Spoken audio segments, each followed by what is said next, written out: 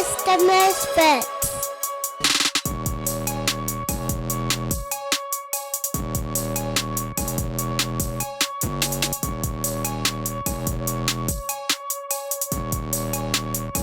Hey everybody, welcome back to Misfits or Buddy Walk or Brother Matthew or whatever you end up finding this on.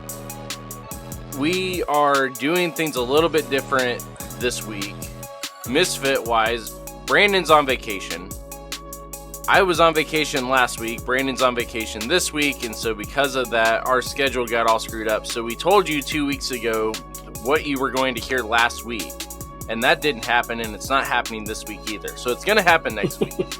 We are eventually going to get to the whole idea of what is the gospel and what is salvation and all that good stuff.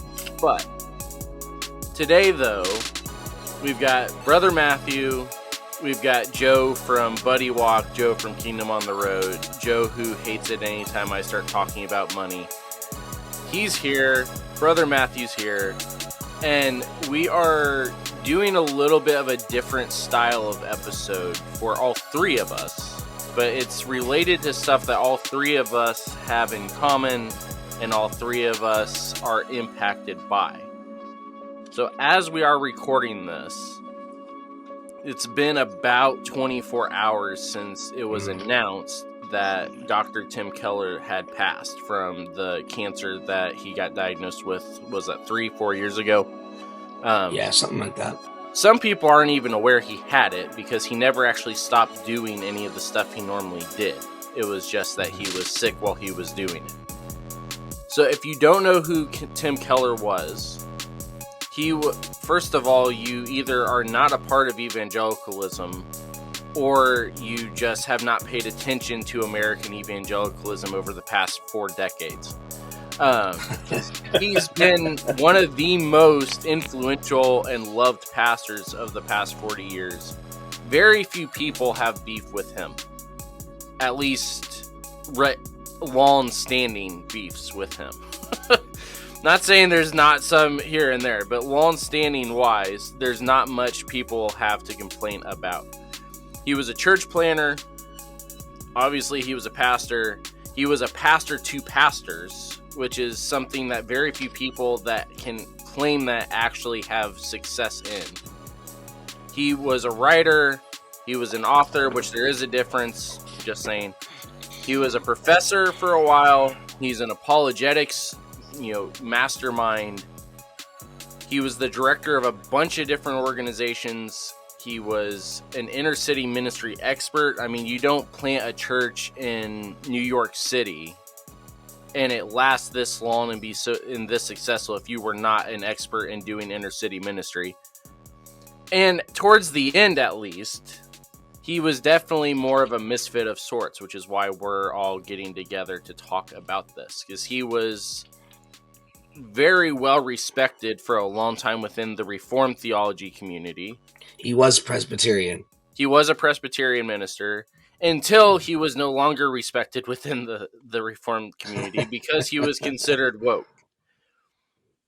We're going to get to all of that because you know how I feel about that word, and we'll talk about it once we actually get to it. But he's been in a lot of different camps. He's been in a lot of different things. And so we're going to talk about some of the things that made him him, why we are actually talking about how it impacted us, and then we are going to get into a little bit about the stuff that people were confused about or considered controversial about his teaching. We're going to get into a little bit towards the end. So let's just start with Joe. We'll get to Matt in a minute because we already know it's going to be a nice long chunk for him. Joe, how familiar actually were you with Tim Keller's teaching and everything?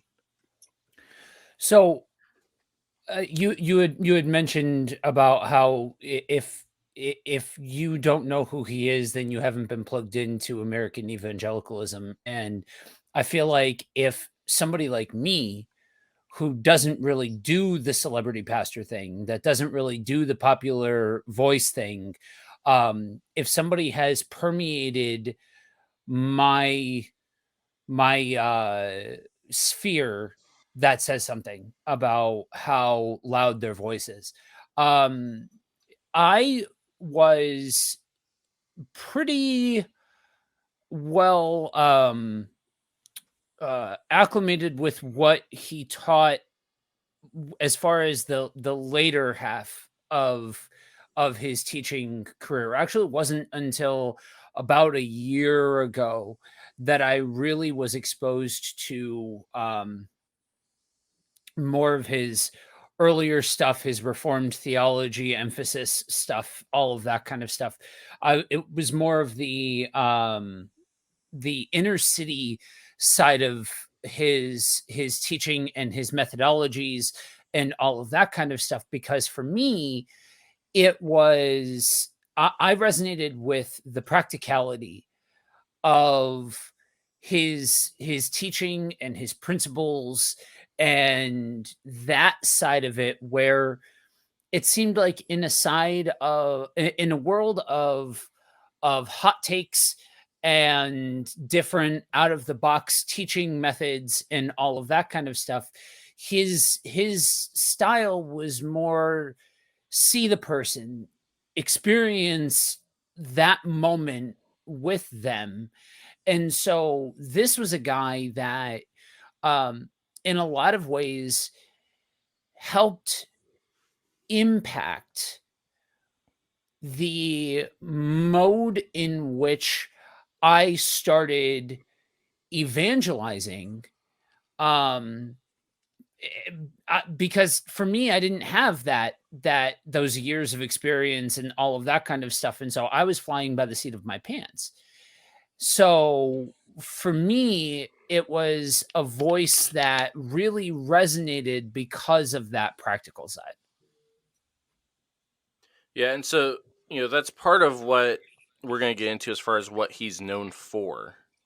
Mhm. Is what, he wasn't the one that coined this term, but what you're describing is kind of, he's now kind of become, he was the poster boy for it, was this idea of winsome witness. Mhm. This idea of, it's not about the sound bites.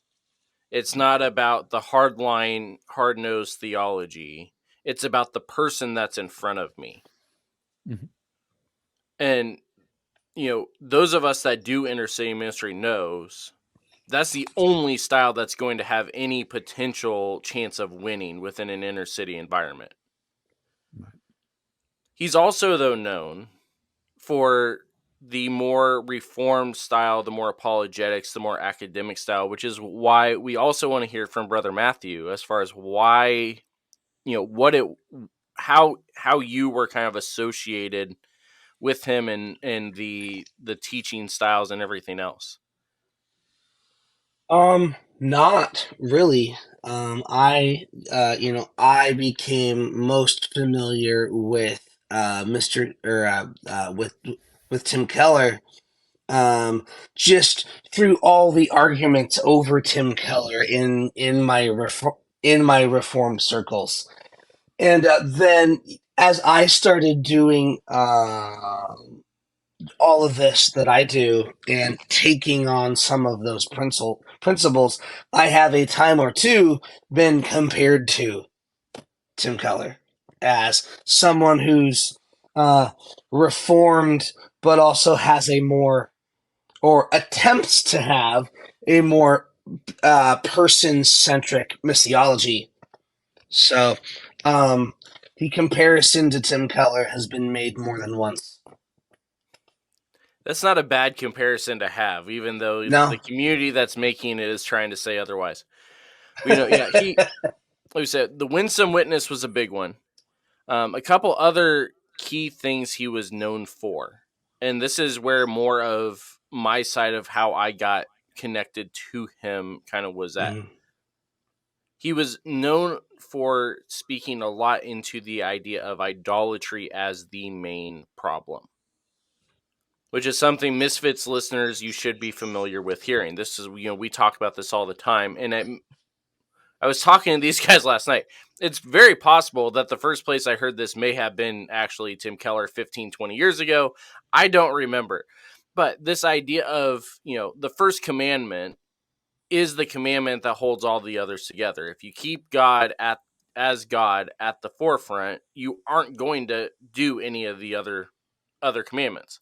Idolatry is always the main sin at the root of everything. Tim Keller is one of the guys that really pushed that idea forward of, if we can identify the idol, then we can actually get to the root of the problem. Mm-hmm. He also was what some people either forget or want to forget, or in some cases have held against him for a long time. He was one of the main founders of the Gospel Coalition and the Young Restless Reform movement that produced Mark Driscoll. Now, the irony here is that Keller's stances on evangelism, on theology, are very much the opposite of what we saw, or, well, not what we saw, what we currently are seeing coming out of the Gospel Coalition, which are very much hot takes, very much hardline theology, or no theology at all, but just hot takes. Or what we saw coming out of the Unrestless Reform movement, which was a lot more of the restless Reformation and not as much of a actual Orthodox Winsome Christianity. Mm-hmm. Mm-hmm. Which actually, I forgot that connection. So then, as you know, as someone who lives in Washington, I can't deny the Driscoll influence. At least when I was first getting into all of this. So that'd probably be my actual connection to Tim Keller, would be through Matt Chandler and Mark Driscoll and all of those guys. I had friends at Mars Hill that went through all of that. So Yeah, and the I will say this, so that for those that haven't checked out the new show, if you actually go to brothermatthew.net and listen to the new show, especially the first even just the first episode that Joe and I recorded with him, there's one more connection point as far as why people would be associating Matt with Tim Keller in terms of style and everything else, is the fact that he came out of more of the style of Young Restless Reformed, Gospel Coalition, both style and theology, and yet now he has arrived at this next level of the idea of the winsome witness side of things. And a lot of it does actually have to do with the fourth thing that he has suddenly become known for, which is where all the controversy started, which is the idea of social justice and the gospel. Mm-hmm. But the irony is that if you've ever listened to him, even going back into when he first started or anything out of his testimony, this has always been central to what he has done. He was saved because of the fact that he recognized the church was instrumental in the civil rights movement. And because of that, he wanted to hear why they went to the civil rights movement. And that is what actually got him involved when he was a student. But yet people now are trying to twist that into something else. Because, like we talk about all the time on all three of our shows, people have twisted the gospel into something that it's not. And that's part of where, we can start this little bit of the discussion as far as even this idea of the personal impact on us and just the ideologies as a whole that he produced or put out or just lived in a lot of cases. One of the things that is interesting, if you actually search Winsome Witness in Tim Keller's name, you will not really find anything other than maybe one or two articles he wrote on it. But yet, he's associated with it fully. Not because he talked on it a lot, not because he wrote on it, but because he actually lived it out. Mm-hmm. So, let's go ahead and actually start walking through some of these different stuff, because we started a little bit late due to traffic issues and due to work schedules and everything else. So we want to make sure we give enough time to all of this. So we're just going to keep pushing through here a little bit quicker. Winsome witness is we can kind of divide it up into 3 or 4 different things here to kind of describe it. It's the idea of seeing the other person as a person, not as the enemy, not as an unbeliever, not as, a pagan. It's just it's an image bearer. It involves listening to the other person, which that right there gets rid of like half the different evangelism tactics that I've heard over the past 30 years. You've got the idea of loving the other person. Regardless of what they are doing, you're loving the other person before you even enter the conversation.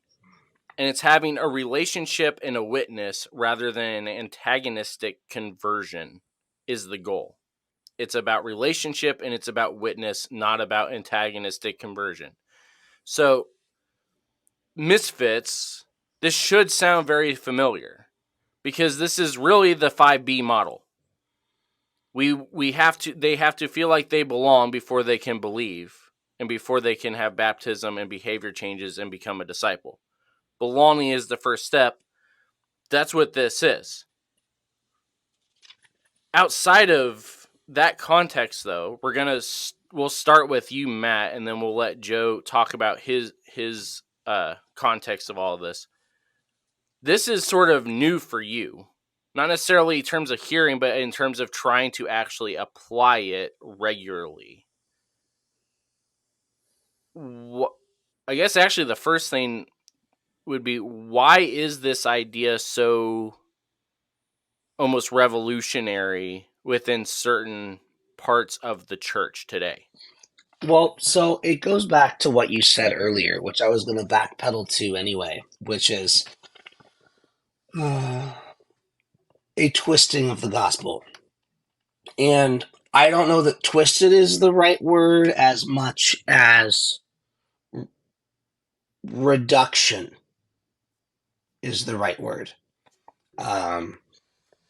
In Reformed circles, especially, and also kind of the Baptist world for the most part too, the gospel has been reduced to justification.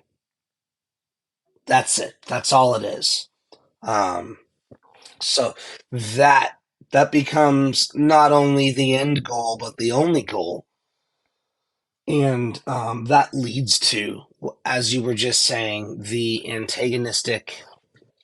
Right. So that's the biggest thing. It is, I think, a reduction of the gospel to merely a means of justification. Whereas we know God is actively reconciling all of creation to himself. So the biggest difference for me in this, and it's your guys' influence and also some other stuff in my life, but really moving from, like, obviously, yes, we're all made in the image of God, whatever, but living in that on an individual level, that God has made each and every one of us differently to image different aspects of him, or sometimes the same aspects but in different ways, and learning to experience people's otherness, rather than finding those inroads through the commonalities, enjoying the differences, the ways in which they are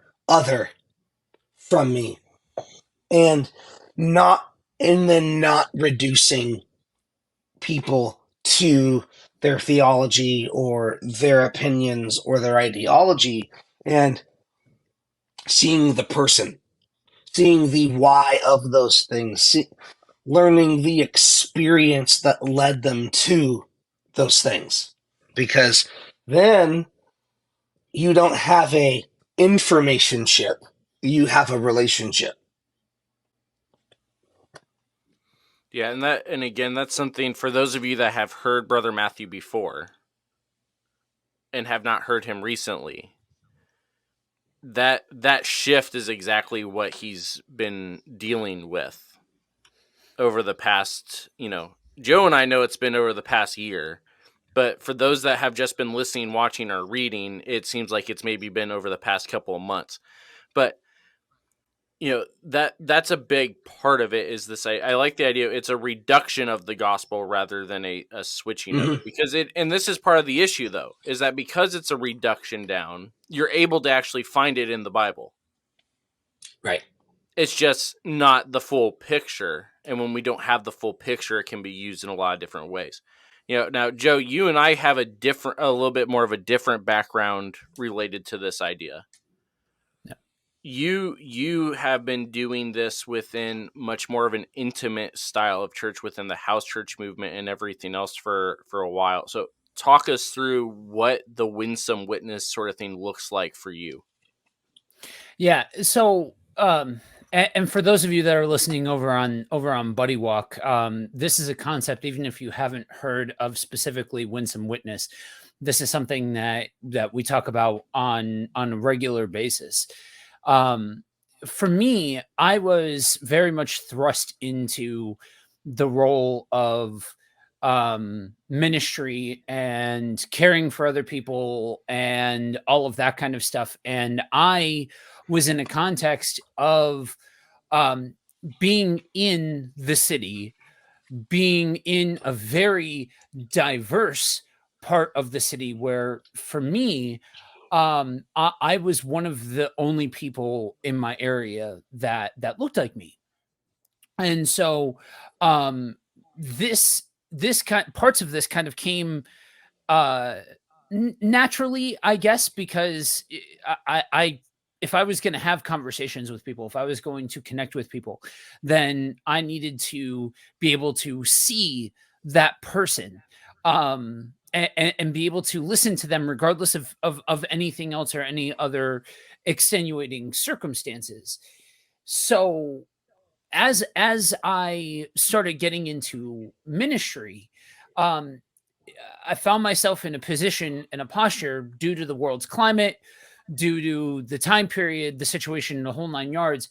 A lot of people that were coming across my doorstep were people that were experiencing some of the worst that the American church had to offer, or had been hurt by the church and things like that. And so anything that even smelt like Christianity really wasn't cool. And so this there was this necessity to show, okay, yes, some of the other people that have been that you have been exposed to, maybe haven't done this right, or haven't gotten this right, or have used the gospel message as a weapon to beat you up with. Mm-hmm. But there's a necessity to show that, okay, um, some people suck.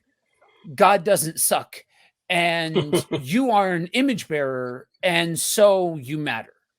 And there's a lot of things that are encompassed within that idea of being an image bearer. And that's been a process, learning and growing and understanding like the depths of that. And then part of what's baked into all of this is this idea of that if you've heard me talk here, if you've heard me talk on Misfits before, if you've heard me talk on Brother Matthew's show, you know that one of the first things that I reach for is this idea of the living kingdom. Baked into that is this idea of immersive and present relationship with God. Mm-hmm. And if you are going to live in that context, then you need to live in the context that we are image bearers. We are that this is active and this is immersive and all of that kind of stuff.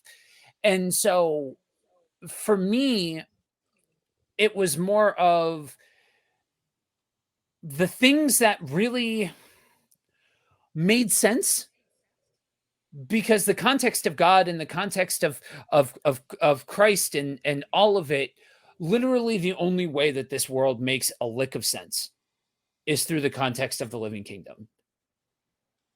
And so for me, hearing somebody preach this stuff on each one of these levels, it was like somebody grabbing the practicality pieces that made sense to me, but verbalizing it in a way that I didn't have the context or the language or the years of experience to be able to vocalize.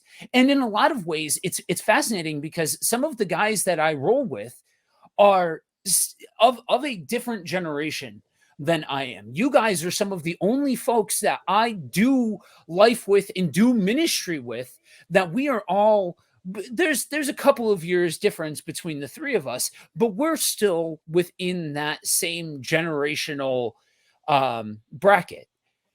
So for me, this is one of the first people that I can point to. I've watched other people that people of their generation have passed away, and that people that were impacted by them or that impacted them rather, they passed away. This is one of the first times where I can point to somebody who really impacted me and my ministry style, my ministry life, who has now passed away. Yeah, it part of the weird thing for me when we walk through this sort of thing is the fact when I was going through the wasn't called deconstruction at the time, deconstruction reconstruction phase, the refining phase.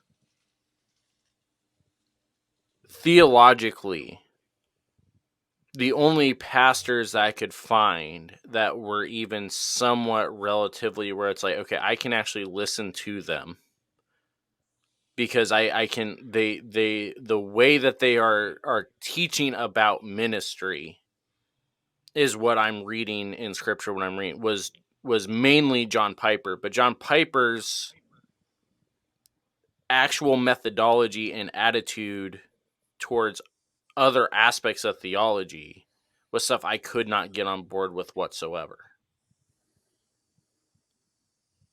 And then you have Tim Keller, who's a part of the same breed of theology for the most part as guys like Piper and MacArthur, and a lot of these other people that have put out some very weird things, is the nice way of putting it. But yet what we see with him is one where it was the theology was there. The theology was very, very clear, very well grounded, very biblical, supported. Being taught by somebody who was an excellent storyteller, but yet was 100% genuine in every interaction that we ever saw. Whether it was him leading a mega church, whether it's him speaking at a conference, whether it was him in his books, whether it was him online, there was a consistency of genuine fruit of the Spirit in a lot of ways, of the effect we could see a genuine love coming from the Spirit, of a peace coming from the Spirit as we watched him over the past 3.5 years since his diagnosis. A patience that we don't see with a lot of the other people coming out of some of the more reformed camps that are considered celebrity pastors. We don't always see that, but we saw it with him. And so that is much more of what had originally kind of drawn me into start listening to a lot of the stuff he was talking about. It was also, though, the fact that he never once considered himself a celebrity pastor. He didn't want that. He just wanted to do what he had been called to do. And as we started putting Misfits together, the one mainstream high level pastor that we actually were able to look at, like, okay, if we have to bring on some celebrity pastor, some celebrity guest or whatever to actually get this ball rolling, he's like the only one on the list that we can actually bring in, because he's doing all this stuff we've been talking about. He's talking about evangelistic disciple making. He's not using the same terms, but that's what he's talking about. He's talking about going and making disciples, not converts. Yeah. We're talking Amen. actual relationship, actual discipleship. He's Mhm. talking about ridding ourselves of idolatry, not just calling out sin that is what everybody else is calling sin at the moment and ignoring everything else. It's a full on we rid ourselves of idolatry. He's talking about the fact that we need to be planting churches. You know, the one thing that unfortunately gets overshadowed by everything else within the Gospel Coalition stuff, within the Young Restless Reformed movement stuff, is the fact that the initial goal was planting of churches. Yeah. It was a church planting. Church planting was the goal originally. You know, Can I speak to that for a second? Yeah. So when I got into the whole house church thing and church planting and all of that, there were several different voices that were suggested for me to read, and there were really only two of them that actually resonated and that I could get behind. The rest of them really seemed very copy and paste, and this is the roadmap to get to a megachurch. This is a roadmap to get to your standard Sunday morning American evangelical model church. And the analogy that I have used a lot is field medicine versus a hospital. Mm-hmm. There's obviously room, and now I realize, now that by the grace of God I've become a little bit more mature in my faith, and I've become a little bit mature when it comes to dealing with other Christians and all of that kind of stuff. There's room in this conversation for hospitals. Hospitals are a good thing. But if you only have a spot for people to go on Sunday and you are neglecting the need for field medicine, then people are going to get lost in the shuffle. And people are going to go without. And especially when you are in neighborhoods where there are groups of people who, for one reason or another, have had their trust in other humans broken or abused, then there's a major necessity to go to where the people are rather than having a building or having a spot for people to come. And one of the few voices that really married those worlds and it felt like was speaking from a wide angle perspective was Dr. Keller. Yeah, and again, a lot of it has to do with the fact that, like we said, he is one of the few in terms of academia that I found that actually is able to speak to how to do inner city ministry well. And I'll clarify, as a white pastor in academia, being able to say how to do inner city ministry well. Because of the fact that it was all about the person and not losing sight of the ultimate call of the church, rather than just being a Sunday morning clubhouse. You know, that is really what drew me to a lot of the stuff that he had written, the people that he had platformed, all that sort of thing, as far as that we're doing this well and doing it effectively and doing it efficiently, and, you know, going through the fourfold rubric, was the fact that it was about the people that we were reaching and not about the sign on the front of the building. You know, and that really leads us into what the big, the big issue that kind of got brought up towards the end here, of this idea of the woke Keller, which, again, we're using that phrase because this is what he was labeled. Right. The phrase was used incorrectly, as always. The phrase was used derogatorily here, as always. But that is what he was considered because he was speaking to racial injustice. He was speaking to people being level-headed when in terms of how they were approaching COVID. He was speaking to people being level-headed when it comes to how they were going to be voting. He was talking about people actually, again, keeping sight of the people in front of us rather than losing sight of everybody in the chaos and the crowd. You know, he was very much against culture warring. And this is part of where a lot of the things that you see a lot, Brother Matthew, really start to come into play is that at least online, the big push, if you want to get your name known within the extreme theological reformed camps, is whatever the latest culture war is. Right. I've was a culture warrior myself, so.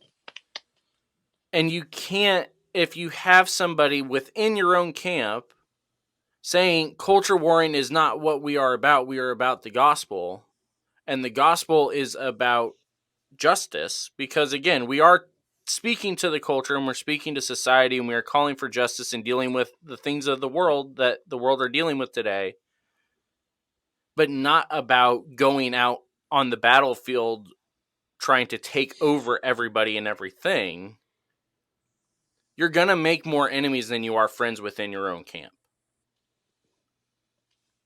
You know, and that is what we saw over the past 3-4 years. The big thing that I want to spend a little bit of time talking about, because anybody that listens to Misfits knows this is a fun topic for me. Anybody that has listened to Brother Matthew has probably not really ever heard him talk about this in a positive way. And those that listen to Buddy Walk, I don't think I've ever actually heard Joe use this term before. So the idea of relevance in ministry was part of the big thing that we have with Keller as far as how he understood, because a lot of his earlier writings, when he talked about churches being relevant, it was being used in the idolatry talks that we talked about before. This idea of your idol is relevance. You would rather be relevant than actually stick to what you are supposed to be doing. Mm-hmm. Later on, though, he clarified a lot more as the idea of relevance became the rallying cry for the culture warriors as far as we need to get rid of it. He clarified the fact that we don't get rid of it. We need to make sure that we are using it effectively in terms of the winsome witness ideas of being able to see and hear and interact with the other person. We'll let Brother Matthew go first, because relevance isn't necessarily the word that I've always heard you use talk about this. This is where normally we've heard you use the word squishy. They're not What's the same thing. the Because you difference here? can. Okay.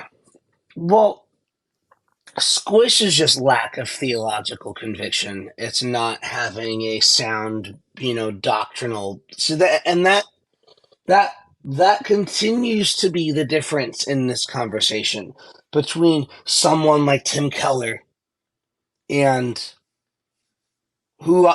those who would get called a squish evangelical. Is he had the doctrinal framework and the theological acumen and all of the what's and the why behind stuff. He had the conviction, but he had relevance to our culture in being able to speak to, rather than dismiss identity, which is a very modern, very relevant topic.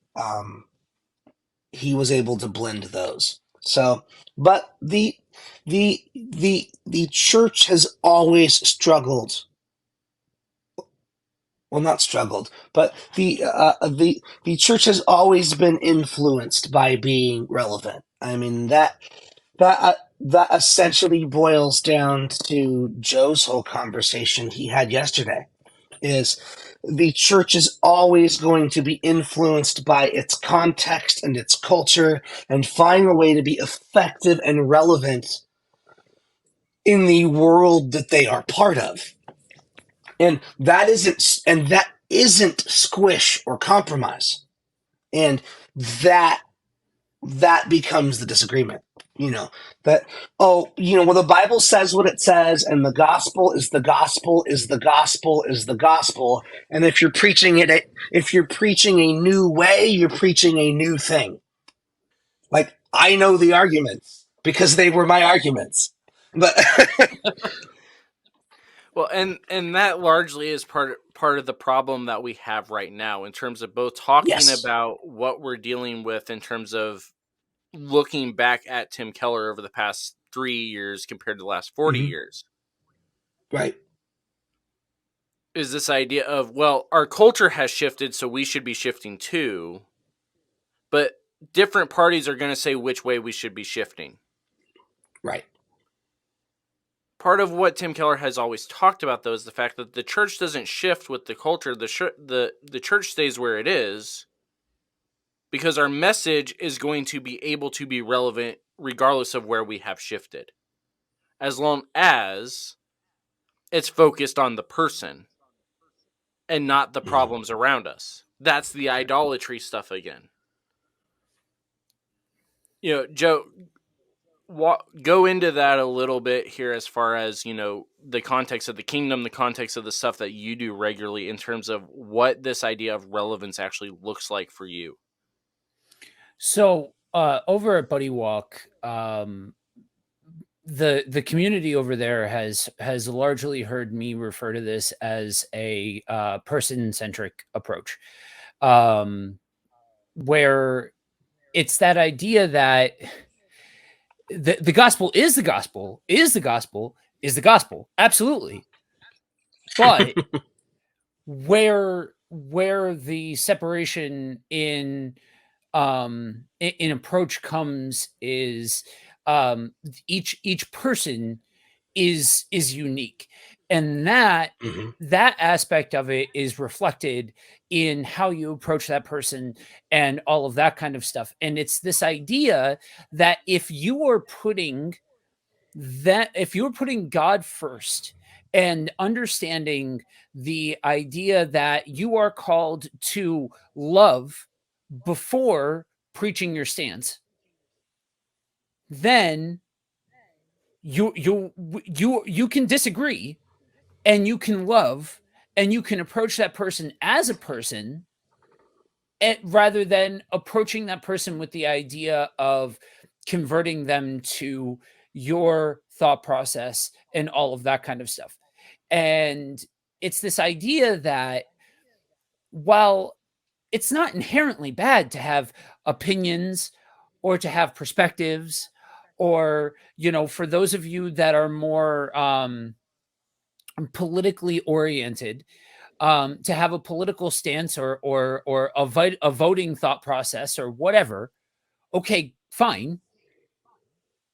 But if the first thing that's coming out of your mouth is your stance, then it's impossible to have the beat on the Mm-hmm. person who is in front of you. Yeah, and this is where, the stuff we talk about, the terms we use, this is the full fold rubric stuff right here. Is it strategically relevant?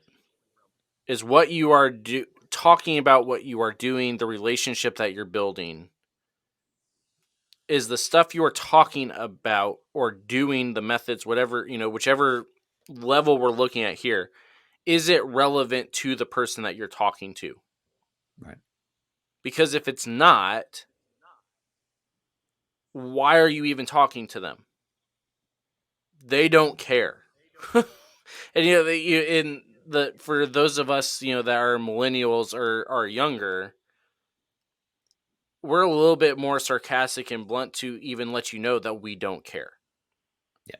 And we're not going to continue the conversation because why would we? This is a waste of time. Is it strategically relevant so that it can be efficiently effective? Mhm. That is what the relevance that Keller understood was actually talking about. It wasn't about being relevant to the culture so that you could fight back against it. It was about being relevant to the culture so that you could meet the people within the culture. Mhm. So that you could become a part of the people that are within the culture so that you can reach them as an individual, not just as another number to put in the pews. This is what we're talking about. And the other side of this that both Matt and Joe kind of, said over and over, the gospel is the gospel is the gospel is the gospel. That is the stuff that we talked about. Those of you that are Patreon members, we talked about that in the Bible study. That's what Galatians is all about. The gospel is the gospel is the gospel, and anything that's not the gospel is unrelevant. Isn't the gospel. It's not relevant. It doesn't matter. If it's not the gospel, that's not the gospel. Exactly. And this is also what, again, next week when Brandon is back, we are actually going to eventually record and talk about it. But, this idea of what is the gospel is largely where a lot of the woke allegations start to fly. Mm-hmm. But the gospel is exactly what we've been talking about this whole time, of this idea. The gospel is about individual relationships, individual reconciliation to God, and individual removal of idols. It's about the individual. Can I take a moment to speak to all three of our audiences? Because in a lot of respects, part of what has brought the three of us together is, in certain regards, we are three sides of the same coin. And yes, we make about as much sense as three sides to one coin. So that would fit very weird in my pocket. Yeah. But to juxtapose Matt's perspective, because Matt understands this stuff, because he used to be one of the people that we are discussing.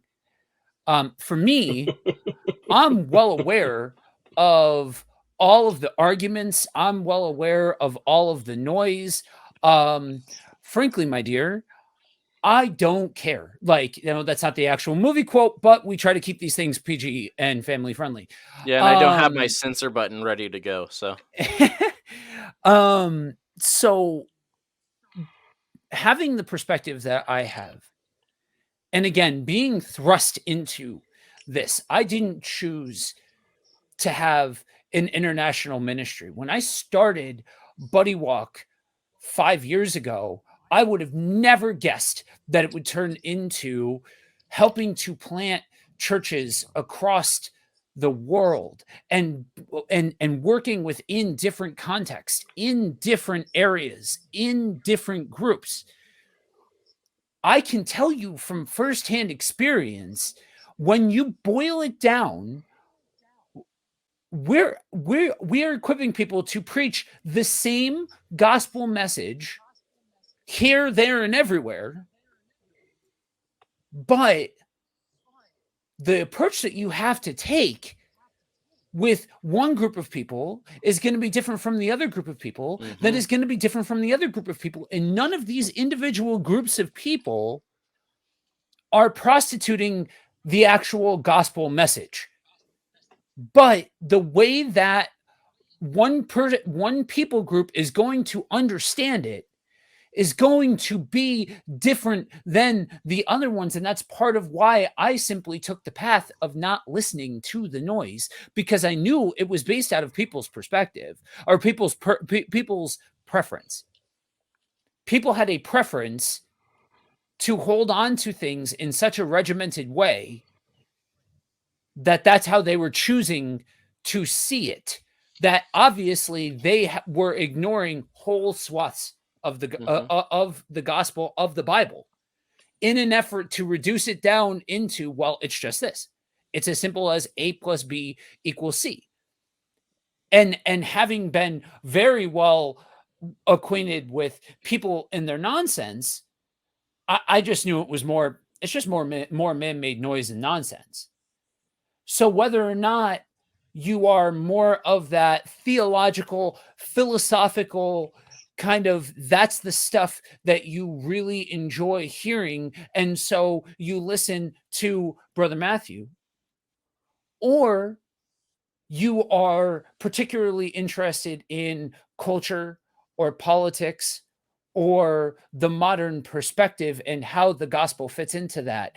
And so you vibe more with the Misfits, or you vibe more with the kingdom perspective. How do we live in present relationship and community with God and man? And thus you are part of the Buddy Walk community. The truths that exist, whether it's any of the three of us, whether it's Keller's writings or somebody else, the truths that we are discussing here are truths for a reason. That the gospel is the gospel is the gospel, but context and perspective and all of that kind of stuff are all things that have to be considered if you are going to be an active citizen of the kingdom of God that operates within the world. And the thing that you'll find if you listen to the three of us in our different contexts is that any time that we are talking gospel, we are talking a Christocentric gospel. Yeah. And that's part of what always was very strange about the way that people turned on Keller. Is that Keller never once talked about a gospel that was not Christocentric. He just talked about taking that gospel and applying it to the relationships that we build every day. That is what defined his ministry, was the people that he was working with. Much more than the writings, much more than anything else, that was what defined his ministry. And that was what defined Jesus's ministry. It was the people he was with. That's part of why, those that are listening to Buddy Walk know, Joe's been walking through Matthew for like the past 6 months. More like the past year, but yeah. Yeah. John is my favorite of the Gospels, and this is why. Because what we read about in John is that John tells the same stories that Matthew, Mark, and Luke do, but from the perspective of the people that Jesus was actually talking to.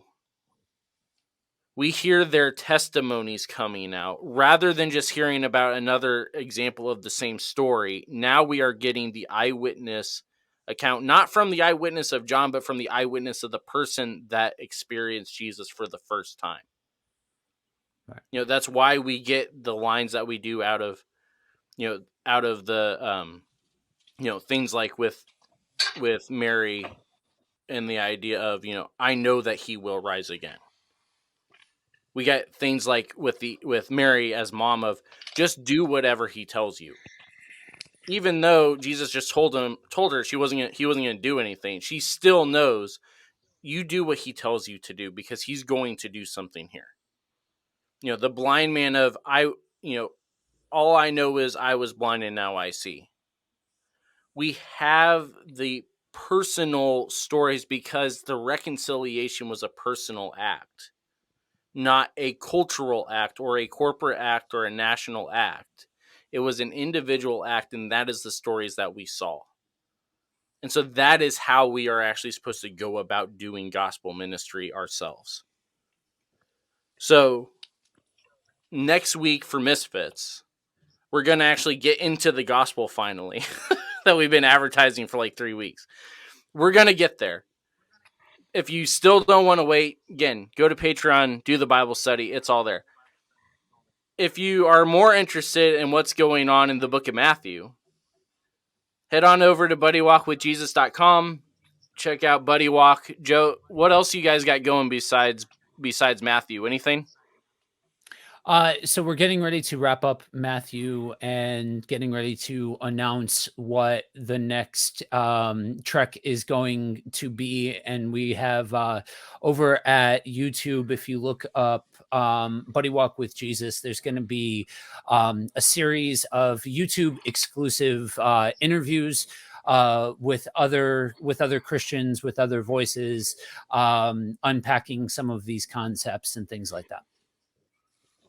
Yeah, and if you haven't already, if you're watching this on YouTube, you need to go and actually subscribe to the Misfits channel, the Brother Matthew channel, the Buddy Walk channel, the Kingdom on the Road channel, all these different channels, because of the fact that YouTube now has a podcast setting to where if you are subscribing to the shows and subscribe to the podcast playlists, then you will be updated the same way that anybody that's listening on Apple or Good Pods or wherever they're listening.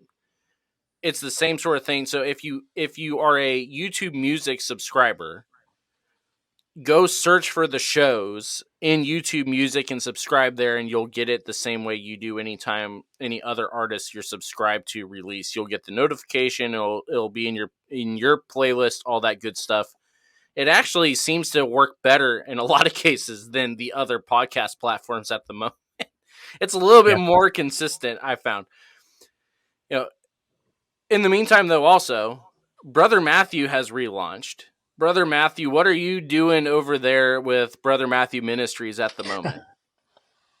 I don't really know. It feels like I'm flying by the seat of my pants. I had a plan, and then God has just taken this a whole different direction. So, the episode that just came out, yesterday? I don't know. Is the favorite thing of mine I've ever made over the last however many years. I'm looking at next. We're actually going to be going through all of Christ's claims about himself that I listed in that last episode, and we're actually going to break all those down.